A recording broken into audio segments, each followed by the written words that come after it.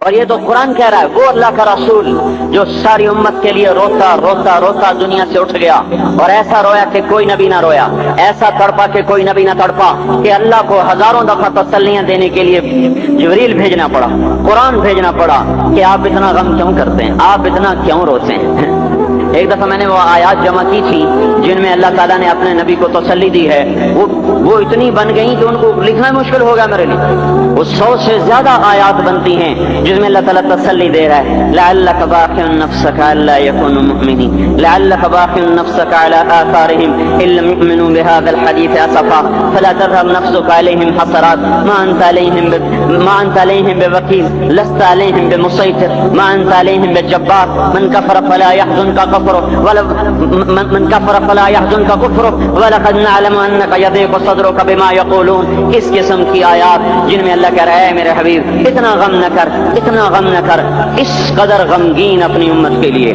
اس کے باوجود آپ کا گلا قرآن ہی میں سن لو، جب ایسے نافرمان جو کبیرہ گناہ کرتے کرتے مر گئے، اس بدیانتی میں، شرابوں کے پینے میں، نماز کے چھوڑنے میں، کبیرہ گناہوں میں غرق ہو کے مر گئے، تو یہی اللہ کا رسول جو ہمارے لیے رویا بھی اور تڑپا بھی، یہ نا فلا تذهب نفسک علیہم حسرات، یہ آیت اس مضمون میں ایسی زبردست آیت ہے کہ اس کو اردو زبان میں منتقل نہیں کیا جا سکتا، کہ جو اللہ تعالیٰ نے آپ کے اندر کے سینے کا غم، حسرات، اور فلا تذهب نفسک علیہم حسرات، ان الفاظ میں جو اللہ نے اپنے محبوب کے سینے کا غم بیان کیا ہے، اللہ کی قسم کوئی زبان اس کا ترجمہ نہیں کرتی۔ قیامت کے دن جب دیکھے گا ہماری نافرمانیاں تو کہے گا یا رب ان قوم اتخذوا هذا القرآن مہجورا، اے میرے مولا یہی ہے میری وہ امت جس نے میرے قرآن کو چھوڑ دیا، میرے قرآن نے پکارا مسجد میں آؤ، انہوں نے مسجدوں کی راہیں چھوڑ دیں۔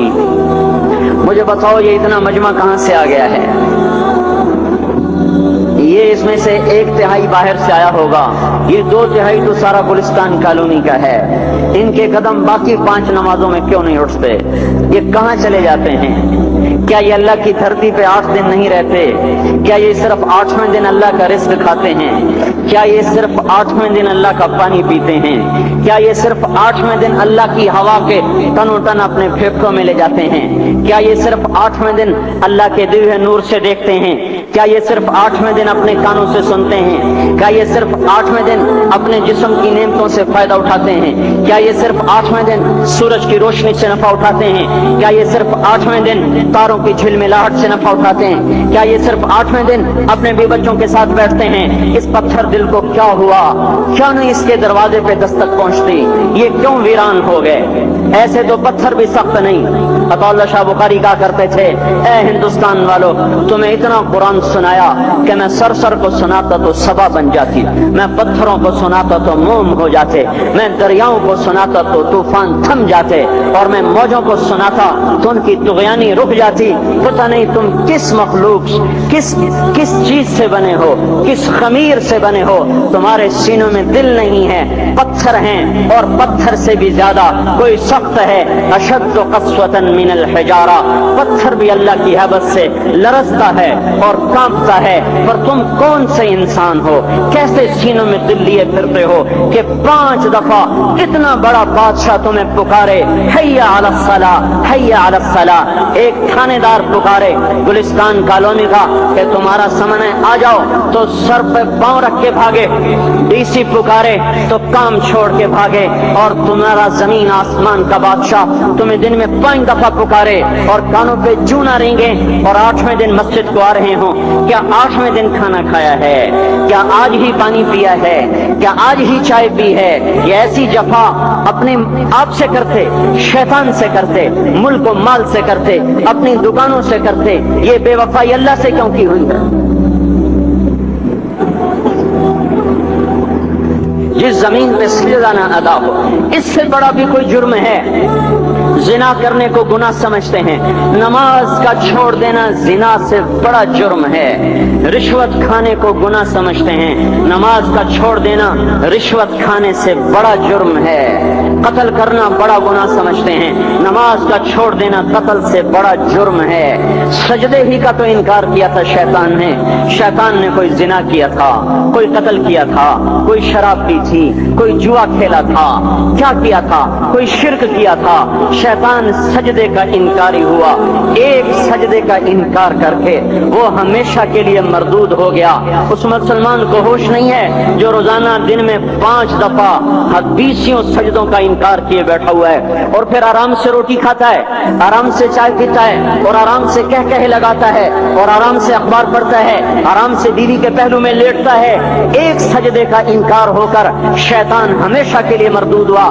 جس نے فجر کا انکار کیا سجدوں کا, پھر ظہر کے سجدوں کا مذاق اڑایا, پھر عصر کا مذاق اڑایا, پھر مغرب اور عشاء کا مذاق اڑایا. گھر میں نماز پڑھنا بھی چلو نہ پڑھنے سے تو بہتر ہے, پر یہ بھی نماز کا مذاق ہی ہے. اور 8ویں دن سر پہ ٹوپی رکھ کے آیا. 8 دن جس نے اتنے سجدوں کا انکار کیا وہ اس بات سے نہیں ڈرتا کہ کہیں اللہ اسے مردود نہ کر دے. تو کیا ہوگا اس دن جب جن بچوں کی خاطر یا جس نفس کی خاطر اللہ کے بغاوت کی کہ اٹھا نہیں جاتا, آیا نہیں جاتا, گرمی بڑی ہے, سردی بڑی ہے, اندھیرا بہت ہے, کیا قبر کے اندھیرے یاد نہیں ہیں, کیا قبر کی گرمی یاد نہیں ہے, کیا جہنم کی آگ بھول گئے, کیا جہنم کے عذاب بھول گئے, کیا جنت کی نعمتیں بھول گئے, وہ اللہ کا کلام بھول گئے, وہ اللہ کا دیدار بھول گئے, وہ اللہ سے ملاقات بھول گئے, وہ محبوب خدا کی محفل بھول گئے. یہ کیسا اسلام ہے, یہ کیسے پتھر دل ہیں جو کمانے میں تو ایسے مست ہوئے کہ ہوش نہیں, اور جب اللہ بلائے تو ایسے غافل ہو جائیں, نہ بوڑھے پر جوریں گے, نہ جوان کو ہوش آئے, نہ کسی عورت کو ہوش آئے, نہ کسی مرد کو ہوش آئے, نہ بازار بند ہوں. ارے میرے بھائیو, حکومت سے پیسہ بچانے کے لیے ہڑتالیں کی, 20 دن بازار نہ کھولے, نماز کے لیے اگر دکانیں بند کرتے تو آج اللہ تعالیٰ آپ کو ہر ظالم سے باہر نکال دیتا. کوئی ظالم نہ آپ کے مال پہ ہاتھ ڈالتا, نہ آپ کی عزت و آبرو پہ ہاتھ ڈالتا. دن دہاڑے ڈاکے پڑے, کیوں پڑے؟ کہ ہم باغی ہو گئے, ہم نے اللہ سے بغاوت کر دی. کیا جمعے کے دن صرف اللہ بلاتا ہے؟ یہ جمعے میں اتنے کیوں آتے ہیں اور باقی دنوں میں کیوں نہیں آتے؟ یہ کیسی وفا ہے؟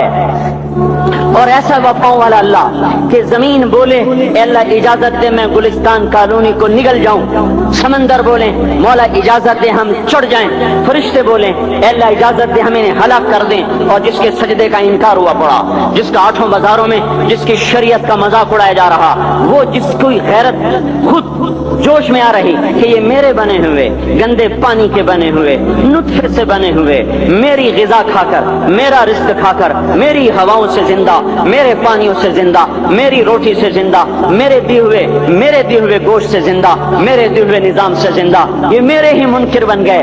1500 روپے کا ملازم آپ کو چائے کی پیالی نہ دے تو آپ کہتے چل چھٹی کر, ہم کوئی اور رکھیں گے. اور جس نے اتنا بڑا وجود بخشا, آنکھوں میں چراغ جلائے, کانوں میں فون لگائے, دماغ میں برقی روئیں دوڑائیں, دل کو دھڑکایا, سارے بدن کے تک خون پہنچانے کا نظام چلایا, پھیپھڑوں کی فیکٹریاں چلائیں, رگوں میں خون پہنچایا, ہڈیوں کو غذا پہنچائی, اور آنکھوں کو غذا پہنچائی, بالوں کو غذا پہنچائی, زبان کو بولنے کی طاقت دی, دانتوں کو کاٹنے کی طاقت دی, دو وہاں نالیاں لگائیں, سانس کی الگ کر دی اور معدے کی الگ کر دی, اور وہاں پردہ لگایا جو غذا منہ میں جائے تو معدہ کھل جائے اور پھیپھڑے کی طرف جانے والی نالی رک جائے. جو اللہ اتنی حفاظت کرے کہ آپ کا لقمہ آپ کے معدے میں جائے, وہ 2 ہی تو یوں ساتھ ہیں بالکل یوں ایک ساتھ, اور وہ اللہ اتنی طاقت والا کہ سانس کی نالی بند کرے اور معدے کی نالی کا منہ کھولے اور غذا کو منہ میں سے گزار کر وہ معدے میں پہنچائے, پھر ایک زبردست طاقتور نظام چلائے, اس کو توڑ کے آنتوں میں پہنچائے,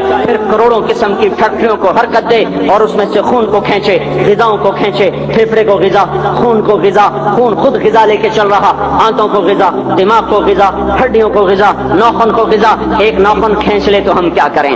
کیا میرے مولا کا نظام ہے؟ یہ ہمارا قبرستان ہے, مردہ سیل باہر نکل رہے اور ناخن کی شکل میں باہر آ رہے, پھر آگے جا کے اور سخت ہو رہے, تھوڑا سا ناخن زیادہ کٹ گیا, سارا دن سی کرتا ہے, سارا دن ہائے کرتا ہے. یہی ناخن میرا رب کھینچ لے تو ہم تو ایک ناخن کا شکر ادا نہیں کر سکتے. یہ جوڑ بنا دیے, سیدھا کر دے تو ہم اسی کا شکر ادا نہیں کر سکتے. میرے بھائیو, یہ سب کچھ کر کے پھر ہم اللہ کے باغی ہو جائیں, ہے کوئی عقل میں آنے والی بات؟